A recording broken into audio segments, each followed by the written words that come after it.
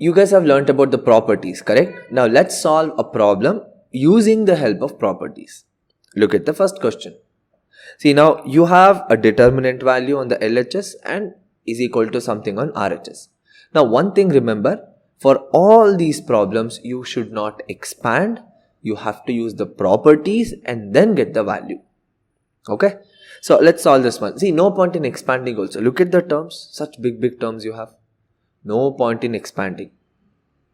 Just we'll solve it as it is. So what we'll do, first we'll take column 1 is equal to C1 plus C2 plus C3. Remember, this is the sixth property, the last property. Now when you add the rows and columns, there is no change in the value of determinant. That property we are using here. Now when you add, see, you'll get x plus y plus 2z plus x plus y, which basically becomes 2x plus 2y plus 2z. Then x and y, correct? So, or maybe I'll just write the y value here. Next you have, see, again, if you look at it, you'll get 2x plus 2y plus 2z. Next y plus z plus 2x, and here you have y. Then what do? Again, if you take here 2x plus 2y plus 2z, then you have x, z plus x plus 2y. Now look at the first column, 2x plus 2y plus 2z is common. Take it outside. Remember, you can take outside.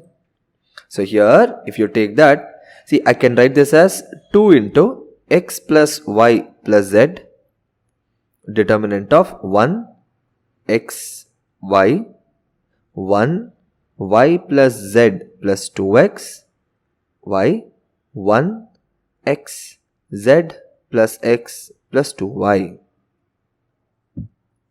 This is what you have.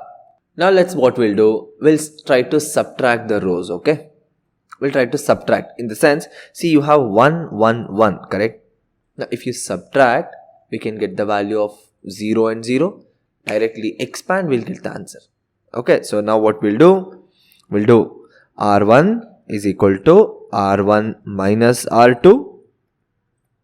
R2 is equal to R2 minus R3. Fair enough? This is what we have. Or you can also transpose and you can do it. Guys, if you transpose, there is no change in the determinant value, isn't it?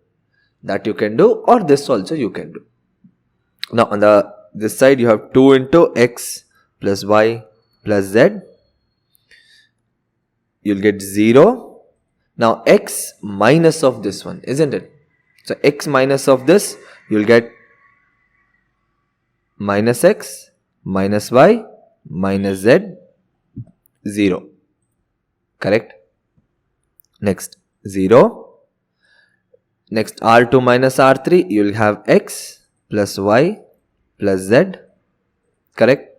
And here you are going to have, see, 2 minus this one, minus x minus y minus z. 1 x z plus x plus 2y. Now, if you look at this, on the first row, if you look at it, the first row, I can take minus of x plus y plus z common. See here, this value is nothing but minus of x plus y plus z. Same thing here also. This also, you can write this as minus of x plus y plus z. Correct? Now take that common. So what do you have? You have 2 into x plus y plus z. See, this is, you are going to have it as it is. Now from the first row, we are taking minus of x plus y plus z. Correct? See, from the second row, again I can take minus of x plus y plus z common. So into minus of x plus y plus z. This is from the first row, this is from the second row. Correct? So now, if you multiply, minus into minus will become plus. So you got 2 into x plus y plus z whole cube, correct, into determinant of 0, 1, 0, 0, minus 1, 1, 1, x, z plus x plus 2y. This is what you have.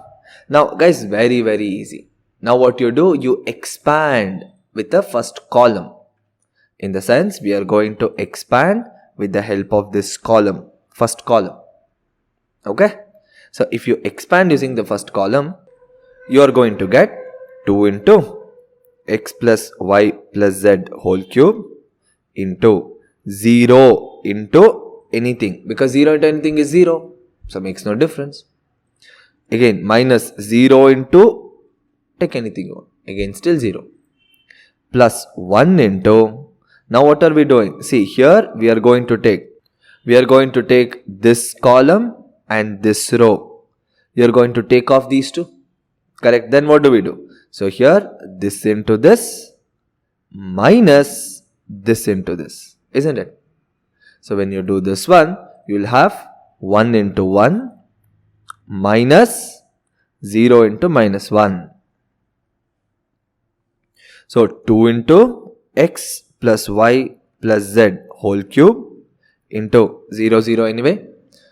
So 1 because 1 into 1 is 1, 1 minus 0 is 1.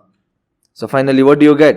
So the determinant value delta is equal to 2 into x plus y plus z whole cube.